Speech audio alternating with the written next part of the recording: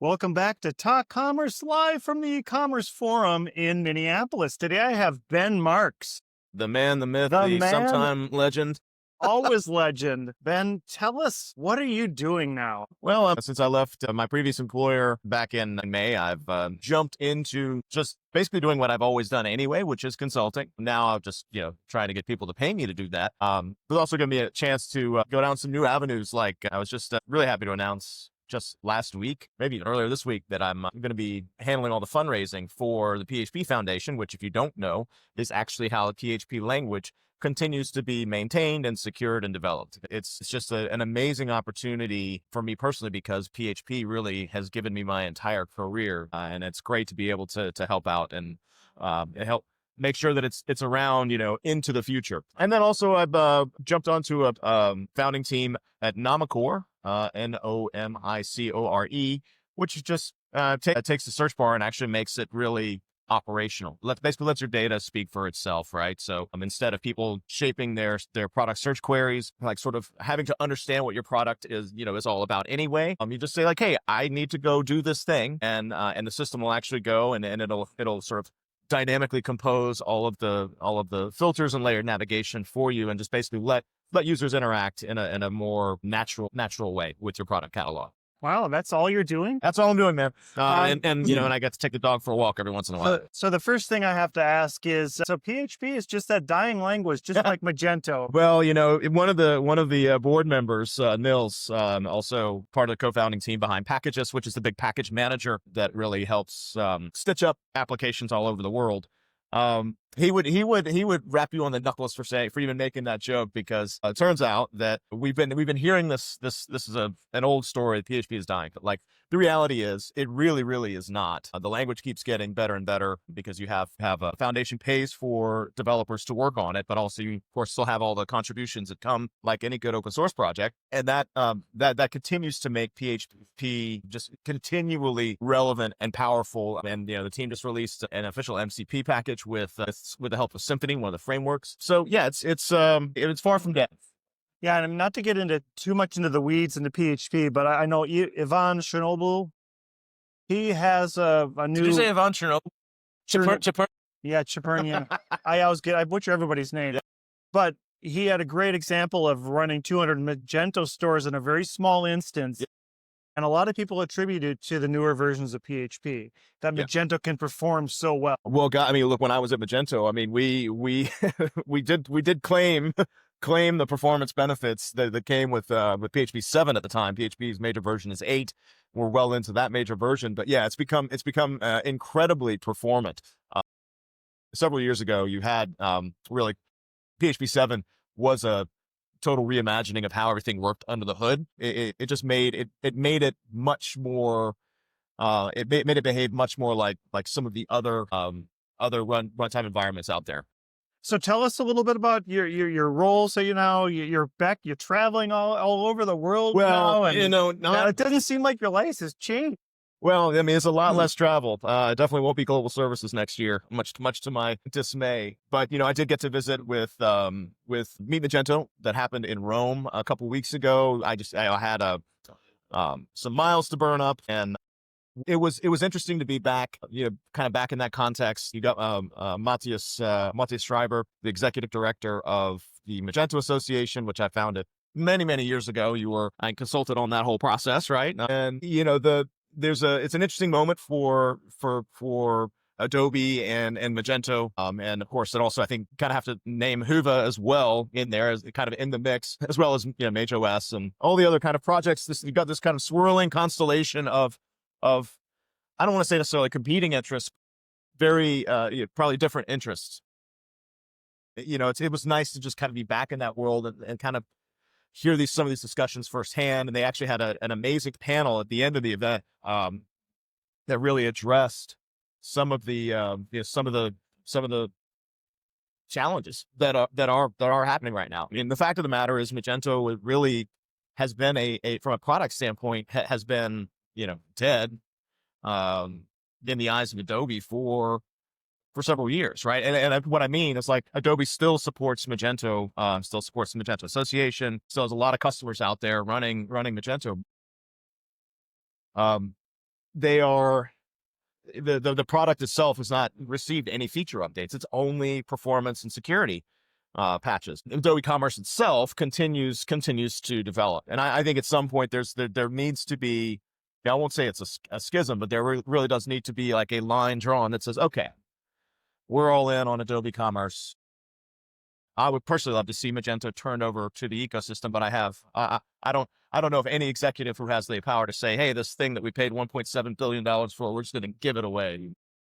Anyway, really, the most interesting thing for me though is that there's so many people who still care and who are still there and still doing the work, and it's still an incredible piece of technology powering billions in transactions. I think that, I mean, you're a testament to how you've left. I mean, you haven't left the Magento community, but you left Magento, Adobe, and you went to do your own thing. You went to a competitor even, but you're still involved. And I think that's a testament to the community in itself, that people have come and gone, but people are still volunteering their time, and they're still being involved, and they're still doing their thing with Magento. I mean, whether it's, it's Magento or PHP, really open source in general. I mean, the secret sauce there has always been that you get people to invest and think and work sort of outside of the 9 to 5, right? So people just come together and do things intentionally, whether that's, hosting a hackathon or organizing, an online meetup or a conference, or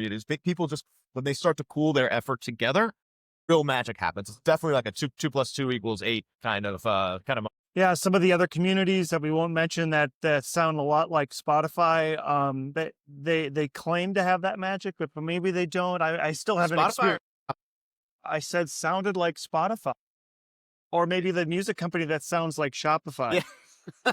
I was trying to be clever, but my cleverness never worked. Especially now with you. It's that dry sort of Midwestern thing. I'm supposed to smile. Yeah. Anyway, I'm from the coast, man. We put shrimp in our grits. So tell us, what are you getting off of the e-commerce forum this year? Well, this is the 11th edition. I've been hearing about this event, especially, with the Shopware team having several team members here in Minneapolis. 11th edition, I wish I'd been here for the first 10, right? In part because, Darren and the whole Irish team, again, like talk about people and businesses that put in way, way, way more than just the 9 to 5 effort. They create the space and curate the content to really bring great ideas together. In fact, there was just a panel with Sharon Gee from Commerce, Jason Nias from Shopware, and Scott Siegel from Klaviyo, and it was fascinating to see these fairly senior folk really go through how AI is impacting not just the market in the marketplace for commerce, but also how it's shaping things internally. And the big takeaway really is you've got to. Scott from Klaviyo said it really was like it's an osmotic process, right? If you're worried about getting started, if you're scared, if you you don't know what to just start to do stuff and be intentional about it. Klaviyo was saying they take 10 minutes every week during an all hands and show someone in the front line, just to show off something that they've done to materially improve their efficiency, a process or whatever. That kind of intentionality, I think, is going to be what really separates the vendors who are still going to be here in a few years versus those who are not. Because I think Jason from Shopware said it was a forcing function of sorts that where basically we are. It's not all roses, and there will be companies that he said exist now because of zero interest. And they will probably go away, right? Because of inertia, because of, they just kind of rest on their laurels and they don't take that next step. And Sharon from Commerce is a huge proponent of this idea that data is the new storefront. So she's, especially with the Feedonomics purchase that is powering, I think a lot of commerce's reach. It's weird to talk about commerce, like big C commerce, that just because there's been all this historical investment in, things like search engine optimization, and all of a sudden search engines, their traffic is plummeting. Well, that doesn't mean you throw up your hands or you throw more money after that. You basically just need to understand where your customers are going to be. Customers tend to go where they are most enabled. I just went through an agentic, well, not really agentic.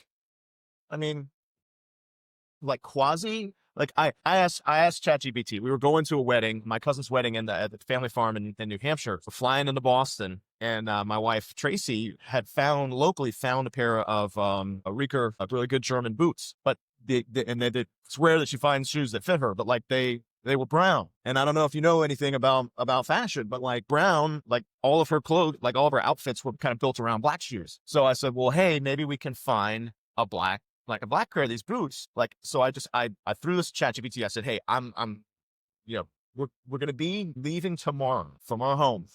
We're going to be going to this tiny little town of Cornish, New Hampshire. But we're, landing in Boston. And, how can I get, can you find me this model of this manufacturer boot, either to be delivered in time or for me to pick up on the way. And I kid you not, we ended up just outside, was it Lexington, Massachusetts, like right outside of Boston. So we just had to take a slight little dog leg because it basically said, you could try and go to, what's the big, Zappos, right? You can go to Zappos. They have a VIP program. It might be able to do shipping, but like, I'm really concerned that it's not going to get there in time. And it found a shoe shop in Lexington, Mass. Now, a great place. Michaelson's, if you ever need shoes anywhere near Boston, that's the place to go. Those guys are wonderful.